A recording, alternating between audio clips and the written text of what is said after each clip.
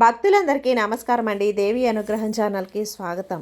దుర్గమ్మ యొక్క ఆశీస్సులు మనందరిపై ఉండాలి అని చెప్పి మనస్ఫూర్తిగా కోరుకుంటూ ఈరోజుటి వీడియో స్టార్ట్ చేస్తున్నాను ఫ్రెండ్స్. ఇక ఈరోజు వీడియోలో మనం చూడబోయేది ఏంటి అంటే దుర్గమ్మ మన కోసం తీసుకొచ్చినటువంటి సందేశం.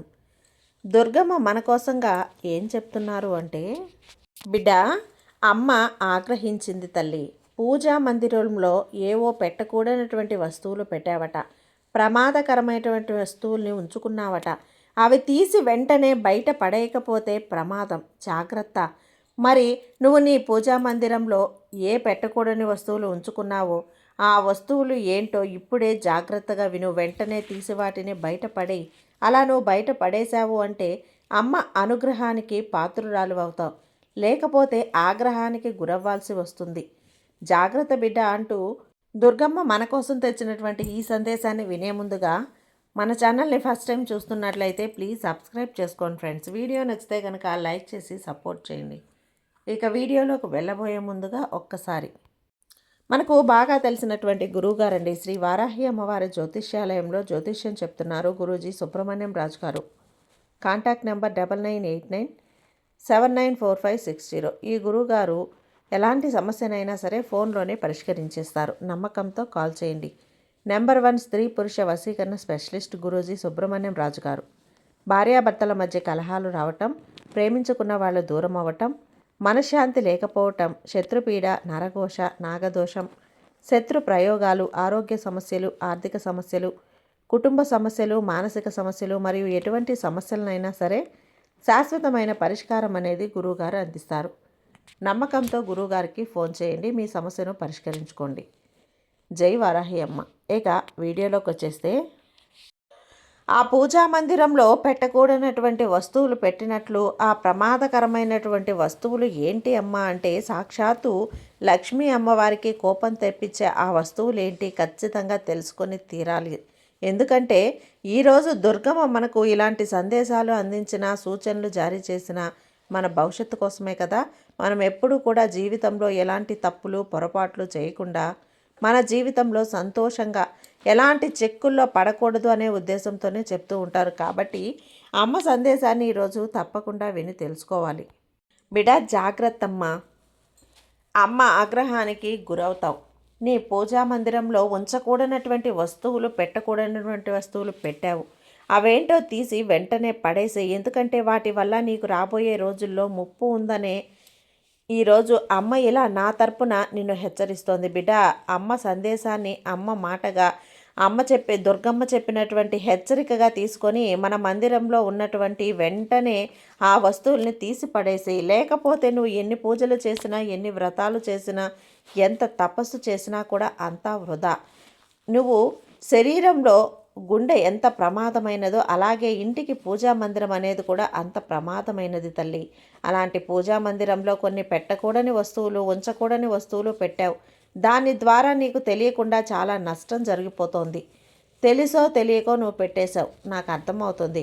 తెలిస్తే నువ్వు కూడా పెట్టవు కదా, తెలియకనే పెట్టావు బిడ్డ. అందుకే నిన్ను హెచ్చరించాలని ఈరోజు ఈ దుర్గమ్మని నీ ఇంటి ముందుకు వచ్చాను. ఈ వస్తువులు పెట్టడం ద్వారా నీకు భగవంతుడి అనుగ్రహం అనేది కలగకుండా పోతుంది. ఏ భగవంతుడిని పిలిచినా కూడా నీకు ఫలితం అన్నది లేకుండా పోతుంది. కొన్నిసార్లు చూడు బిడ్డ, నువ్వు ఎన్ని పూజలు చేసినా, ఎన్ని వ్రతాలు చేసినా, ఎన్ని నోములు నోచినా, ఎంత ఉపవాసం చేసినా, ఎంత భక్తితో భగవంతుణ్ణి నువ్వు ఆరాధించినా, ప్రార్థించినా కూడా ఈ దుర్గమ్మ అనుగ్రహం నీకు ఏ కొంచానా కలగకుండా పోతుంది తల్లి. దానికి కారణం ఏంటో తెలుసా?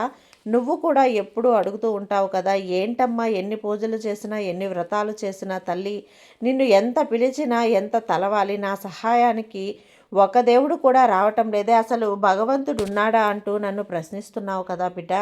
నీ ప్రశ్నలన్నింటికీ కూడా ఈరోజు నేను నీకు సమాధానం చెప్పబోతున్నాను. జాగ్రత్తగా విను. నువ్వు చేస్తున్నది ఏంటో, చెయ్యబోతున్నది ఏంటో కూడా నీకు అర్థమవుతుంది.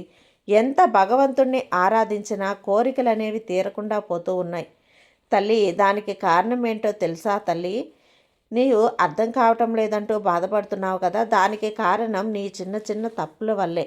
ఆ భగవంతుడిని నువ్వు ఎలా పూజిస్తావు, మందిరాన్ని విడిచి ఎందుకు వెళ్ళిపోతాడు? పూజా మందిరంలో దైవశక్తి అనేది ప్రవేశించకుండా వెళ్ళిపోతుంది. ఇదంతా ఎందుకు జరుగుతోంది తెలుసా? నువ్వు తెలుసో తెలియకో కొన్ని వస్తువులు నీ పూజా మందిరంలో పెట్టావు. ఎటువంటి పరిస్థితుల్లో కూడా పెట్టకూడనటువంటి కొన్ని వస్తువులని నువ్వు పెట్టావు. అవేంటి అంటే, పెద్దలు ఏనాడో చెప్పారు కదా, నీ తాత ముత్తాతలు చెప్పే ఉంటారు కదా బిడ్డ. ముఖ్యంగా పూజా మందిరంలో చనిపోయినటువంటి వారి చిత్రపటాలు ఎట్టి పరిస్థితుల్లో కూడా పెట్టకూడదు. దివంగతులు అంటే చనిపోయిన వారి యొక్క చిత్రపటాలు పెట్టకూడదు.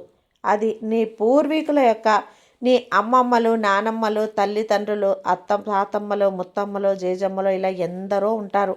నా వాళ్ళే కదా, నాకు ఇష్టమైన వాళ్ళే కదా, నా పెద్దవాళ్ళు కదా, నా పూర్వీకులు కదా అంటూ నువ్వు ఎంతో ముచ్చటపడి వాళ్ళను వదులుకోలేక వాళ్ళ మీద ఆశతో ఏం చేస్తావు? వాళ్ళకు కూడా దైవశక్తి కలిగి ఉంటుంది కదా, వాళ్ళు కూడా దేవతలే అని చెప్పి అనుకొని, ఎవరైనా కానీ నీ పూర్వీకులు చనిపోయి ఉంటే వారిని కొంతమంది చిత్రపటాలు తెచ్చి పూజా మందిరంలో పెట్టుకుంటాం. అది మహా పొరపాటు. ఎందుకంటే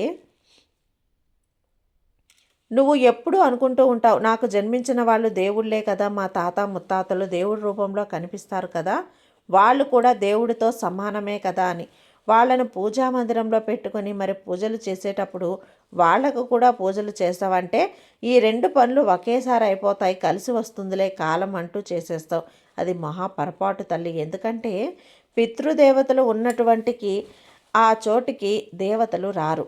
అందుకే నువ్వు పితృ కార్యాలు చేసేటప్పుడు ఇంటికి తోరణం కట్టడం, ఇంటి ముందర ముగ్గు వేయటం, దాంట్లో ఇటువంటి పరిస్థితుల్లో కూడా దేవతా స్తోత్రాలు చదవటం, అంటే గంట వాయించడం. పితృదేవతలకు గంట వాయిస్తే దేవతలకు ఆహ్వానం కదా, కాబట్టి గంట వాయిస్తే దేవతలు వస్తారు. దేవతలు ఉన్న చోటికి పితృదేవతలు రారు, పితృదేవతలు ఉన్న చోటికి దేవతలు రారు. ఇది నువ్వు అర్థం చేసుకోవాలి. వాళ్ళు దేవుళ్ళే కదా అని చెప్పి ఒకేసారి పూజ చేస్తే అయిపోతుందిలే అని నీ సమయం కోసం నువ్వు చూసి ఇట్లా చేస్తున్నావు. అది చాలా చాలా పెద్ద తప్పు. ఇంకా ఎప్పుడు కూడా అలాంటి పొరపాటు చేయకు. రాక్షసులు పితృదేవతలు అక్కడి నుంచి వెళ్ళిపోతారు. కాబట్టి దేవతలకు పితృదేవతలకు ఒక ఒప్పందం ఉంది. దేవతలు ఉన్నటువంటి చోటికి పితృదేవతలు అస్సలు రారు, పితృదేవతలు ఉన్నటువంటి చోటికి దేవతలు అస్సలు రారు. కాబట్టి పితృదేవతల యొక్క చిత్రపటాలు, చనిపోయినటువంటి వాళ్ళ ఫోటోలు అలా పూజా మందిరంలో పెట్టి పూజించడం ద్వారా దేవతలు వెంటనే అక్కడి నుంచి వెళ్ళిపోతారు. లక్ష్మీదేవి కావచ్చు, నారాయణుడు కావచ్చు, రాముడు కావచ్చు, నీ దుర్గమ్మ కావచ్చు, అలాగే ఆది పరాశక్తి కావచ్చు. కాబట్టి ఆ తర్వాత నువ్వు ఎంత పూజించినా ప్రయోజనం లేదు, ఉండదు. ఎంత పిలిచినా రారు, ప్రయోజనమే ఉండదమ్మా ఎంత కొలిచినా కూడా. కాబట్టి నువ్వు అనుకుంటూ ఉంటావు, దుర్గమ్మ ఎప్పుడు కూడా నిత్యం పొద్దున్నే లేవగానే స్నానం చేసి చక్కగా భగవంతుణ్ణి అలంకరించుకొని దీపారాధన చేసి ధూపారాధన చేసి పెట్టుకుంటూ ఉంటాం కదా, మరి నాకు ఇన్ని కష్టాలు ఎందుకు తల్లి అంటూ ప్రశ్నిస్తావు కదా. ఇప్పుడు నీ ప్రశ్నకి సమాధానం దొరికిందా బిడ్డ? నువ్వు చేసినటువంటి ఆ తప్పేంటో అర్థమవుతుందా? కాబట్టి పితృదేవతల చిత్రపటాలను పూజా మందిరంలో ఉంటే వెంటనే తీసేసి ఇంకొక చోట పెట్టేసుకో. పూజా మందిరంలో అస్సలు పెట్టకు తల్లి, అది దేవుడికి మాత్రమే కేటాయించినటువంటి గది. ఇక రెండో వస్తువు ఏంటి అంటే ఇనుప సామాన్లు అంటే కత్తి, సుత్తి, మేకు, ఇటువంటి వస్తువులు చాలామంది పూజ గదిలో పెట్టుకుంటారు. ఎందుకంటే కొబ్బరికాయ కొట్టడానికి ఒక సుత్తి కానీ ఒక చిన్న కత్తి కానీ కావాలి కదా. కొబ్బరికాయ మీద ఉన్నటువంటి ఆ పొట్టు రావడానికి పూజ గదిలో పెట్టేస్తూ ఉంటాం. మళ్ళీ లేచి వెళ్ళటం ఎందుకులే, ఉన్న చోటనే అన్నీ ఉండిద్దాం అన్నట్లుగా ఇవన్నీ సిద్ధంగా ఉంచుకుంటావు కదా. అలాగే కొన్ని ఇనుప వస్తువులని, అంటే ఇనుప బొమ్మలు కానీ ఏనుగు బొమ్మలు కానీ ఏ వస్తువులైనా సరే పూజా మందిరంలో పెట్టుకుంటూ ఉంటాం. ఇనుము అనేది దరిద్ర దేవతకు ప్రతినిధిగా నిలుస్తుందమ్మా. అందుకే దరిద్ర దేవతకి ఇంకొక పేరు ఇనుమ గజ్జల తల్లి అని. అర్థమైంది కదా. నువ్వు ఇనుప గజ్జల తల్లిని తీసుకువెళ్ళి పూజా రూమ్లో పెట్టుకున్నావు, పూజ గదిలో పెట్టుకుంటున్నావు. ఇనుప గజ్జల తల్లి అంటే దరిద్ర దేవత. ఎటువంటి పరిస్థితుల్లోనూ పూజా మందిరంలో ఇనుప వస్తువులు ఉంచకు. ఇక కొంతమంది అనుమానం వస్తూ ఉంటుంది, చిత్రపటాలపైన మేకులు కొట్టి ఉంటారు కదా అని, అవి ఇనుముతోనే చేసుకుంటారు కదా అని. ఇంకెలా దుర్గమ్మ అంటూ అనుమానం వచ్చిందా తల్లి? దానికి ప్రత్యత్యమానంగా ఒక ఉపాయం కూడా ఉంది. ఇనుప మేకుల స్థానంలో రాగి మేకులు కానీ లేకపోతే ఇత్తడితో చేసినటువంటి మేకులు కానీ కొట్టుకోవటం చేయండి. లేదంటే అవి దొరకలేదు అని అంటే కనుక ఇనుప మేకు కొట్టినా కూడా పసుపు కాస్త నీళ్ళల్లో కలిపి చక్కగా దాన్ని ఆ మేకుకు రాయి. ఎప్పుడు నువ్వైతే చిత్రపటాలు, దేవుడి ఫోటోలు అవన్నీ పూజా గది శుభ్రం చేస్తావో అప్పుడు ఆ ఇనుప మేకుకి పసుపు కలిపి దాన్ని పట్టించు. ఎందుకంటే పసుపు రాసావు కాబట్టి అది పవిత్రమైపోయింది. ఇక ఇనుప గజ్జల తల్లి నిన్ను ఏం చేయలేదమ్మా. ఒకవేళ అలా కుదరలేదు, ఇంతకు ముందే నేను ఈ మేకులు కొట్టించాను అంటే గనక దాన్ని తీయడానికి కూడా కుదరదు అన్నప్పుడు అప్పుడు ఈ పసుపు పరిహారం చేసుకో. ఈ పసుపుని కాస్త నీళ్ళల్లో కలిపి అందుకు రాసి ఉంచేసేయి.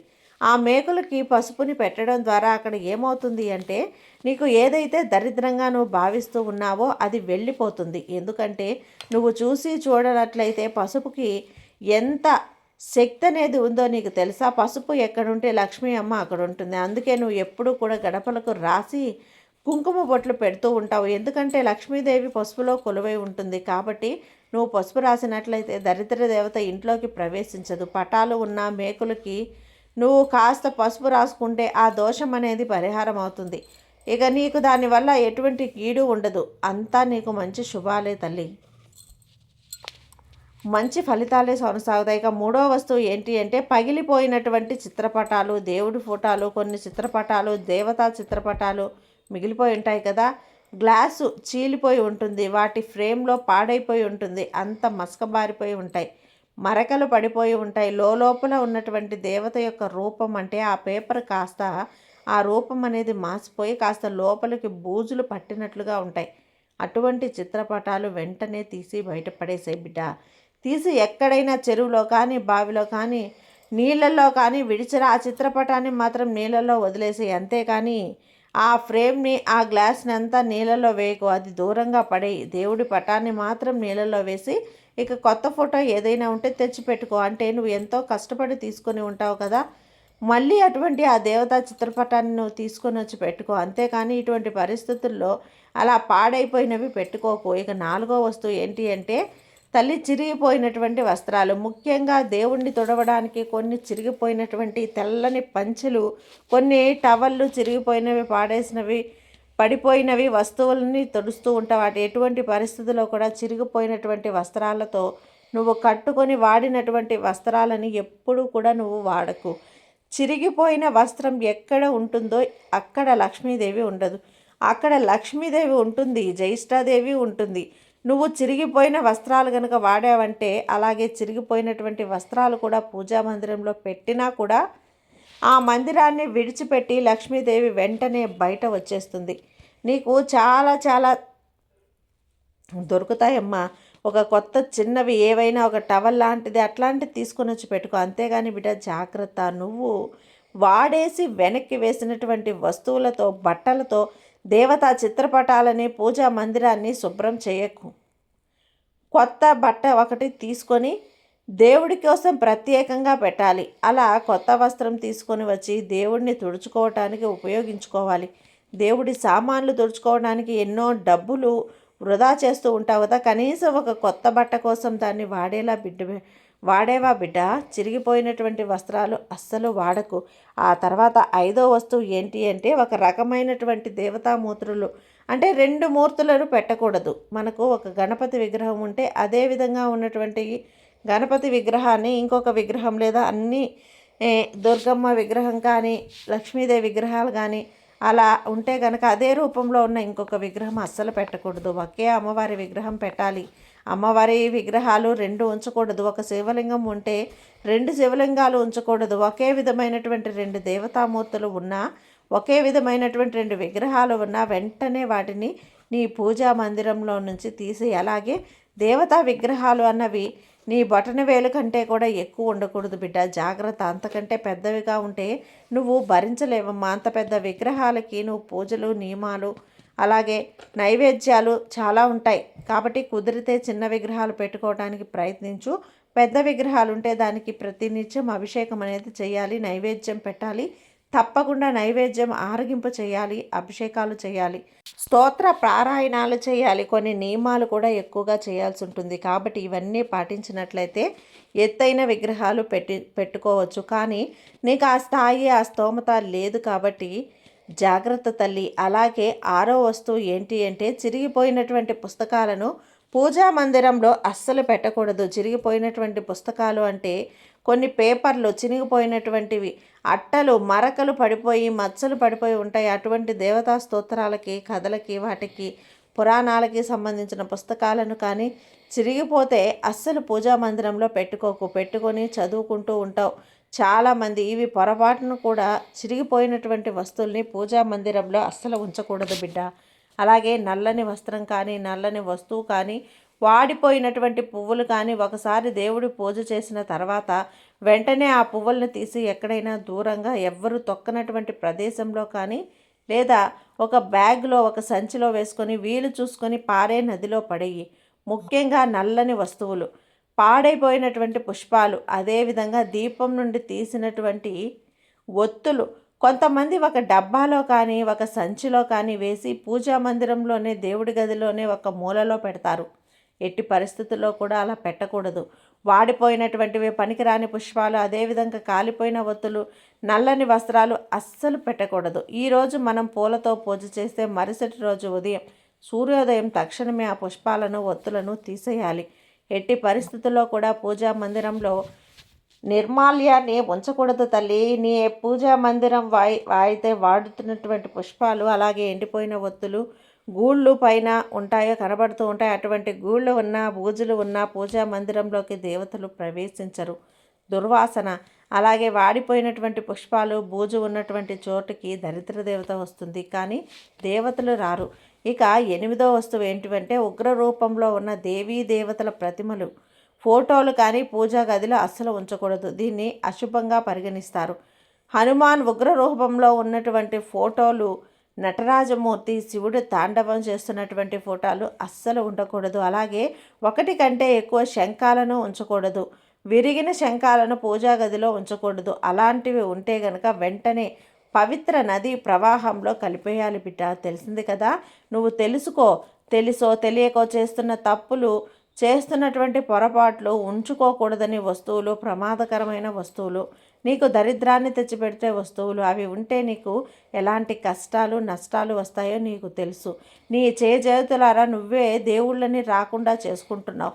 భగవంతుడి అనుగ్రహం నీ మీద లేకుండా చేసుకుంటున్నావు. కాబట్టి ఆ వస్తువుల్ని వెంటనే తీసి దూరంగా పడేసేయి. ఇక్కడ నేను చెప్పినట్లుగా నువ్వు గనక చేశావు అంటే ముక్కోటి దేవతలు కూడా వచ్చి నీ పూజా మందిరంలో తాండవం చేస్తారు బిడ్డ. ఆనందంతో కేరింతలు కొడతారు.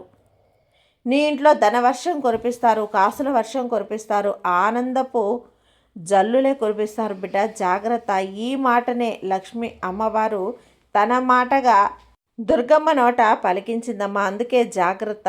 నువ్వు ఇలాంటి వస్తువులని ఎప్పుడు కూడా పెట్టుకున్నావు అంటే లక్ష్మీ అమ్మవారి ఆగ్రహానికే కాదు, ముక్కోటి దేవతల ఆగ్రహానికి గురవ్వాల్సి ఉంటుంది.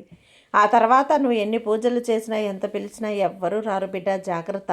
నువ్వు చేస్తున్న పొరపాట్లు, తప్పులు చక్కదిద్దుకో. ఆ తర్వాత భగవంతుని ఆశీస్సులు నీ మీద కురవటం ప్రారంభమవుతాయి. కాబట్టి నువ్వు ధైర్యంగా ఉండు, సంతోషంగా ఉండు. సర్వే జన సుఖినో భవంతు. జై దుర్గమ్మ.